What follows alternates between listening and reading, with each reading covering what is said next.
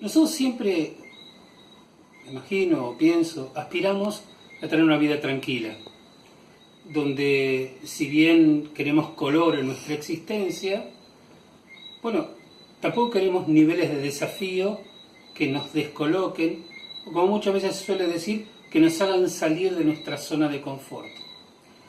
Pero la verdad es que nosotros, que entiendo, buscamos tener aprecio por nuestras propias personas y sentirnos que estamos bien preparados para estar, digamos, parados en la vida y actuando como corresponde, aspiramos que cuando aquel desafío llega a nosotros, que nosotros podamos responder de acuerdo a lo mejor que nosotros consideramos que sería pertinente. En otras palabras, pensar que estamos a la altura de las situaciones que se nos presentan y que podamos el día de mañana nosotros, nuestros hijos, nuestras familias, estar orgullosos de cómo actuamos frente a determinada situación que se nos atravesó en el camino y que tuvimos de alguna manera que responder. Lamentablemente muchas veces, o por miedo, o por falta de solidez en la reacción, por ser dubitativos, no siempre reaccionamos como después, cuando nos ponemos a pensar, nos damos cuenta de qué es lo que podíamos haber hecho y no hicimos. Esto se nos presenta en la parashá de esta semana,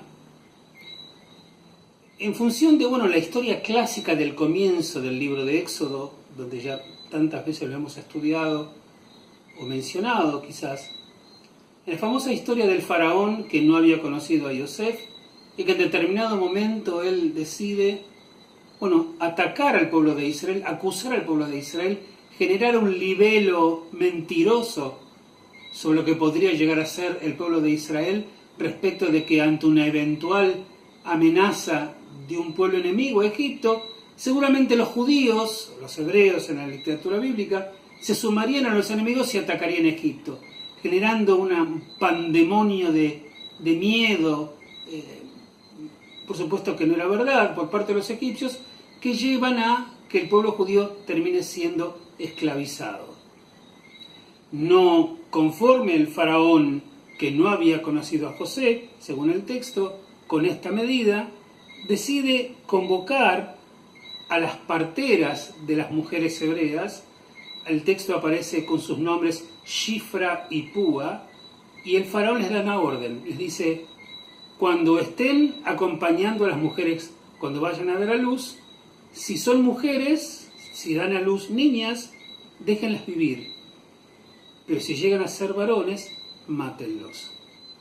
Bueno, acá el Estado, el faraón, el gobierno, yo diría hasta un dios, porque para los egipcios el faraón no era un rey, era más que eso, era un dios, estaba ordenando a las parteras que estaban en ese momento a cargo del nacimiento de los pequeños hebreos, estaban frente a una orden y dicen: tienen que matar a los hebreos, tienen que matar a los niños hebreos que nazcan. Bueno, ahí tenemos un desafío. Ellas pueden reaccionar de dos maneras.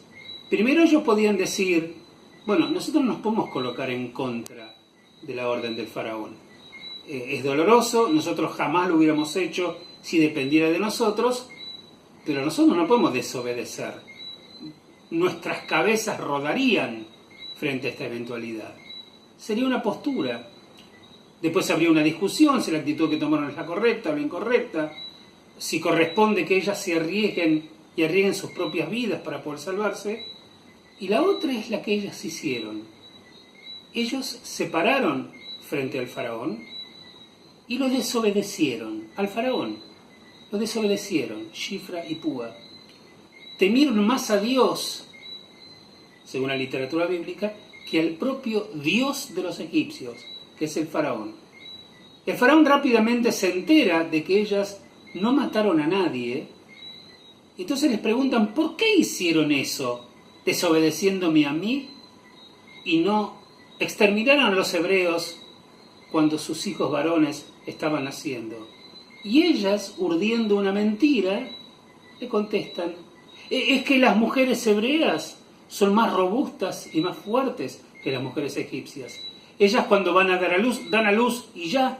Nosotros cuando llegamos los niños ya nacieron.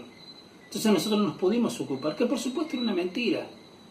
Una hebrea era igual que una egipcia y daba luz mejor o peor en función de cómo le fueran suertes respecto de eso. Pero estas dos mujeres sintieron que había una función moral para hacer. La vida les puso un desafío adelante y estuvieron a la altura de lo que tenían que hacer. Es el texto que luego Dios las recompensó, dándole familias y dándole hijos. Pero independientemente de eso, ellas pueden mirarse al espejo y decir, frente a una situación complicada, yo hice lo que debía hacer. Nadie pretende del otro que sea un héroe, pero si nosotros podemos pretender de nosotros mismos y de aquellas personas con quienes compartimos la vida y a quienes respetemos, que estén a la altura y que estemos a la altura de lo que tenemos que hacer, aunque eso implique o ensuciarse los dedos un poco, o aunque eso implique correr algunos riesgos. A veces para hacer lo correcto hay que correr riesgos de vínculos, riesgos personales, no cortarse la cabeza, pero riesgos, simplemente para alcanzar lo que es la dignidad, para sentirse que uno está haciendo lo correcto. De alguna manera, esta actitud digna te vuelve como una bendición a vos el día de mañana. Estas mujeres hicieron lo que estaba a la altura de sus propias vidas. Tomémosla como ejemplo y seamos dignos aún frente al desafío que la vida nos presente. Shabbat Shalom para todos.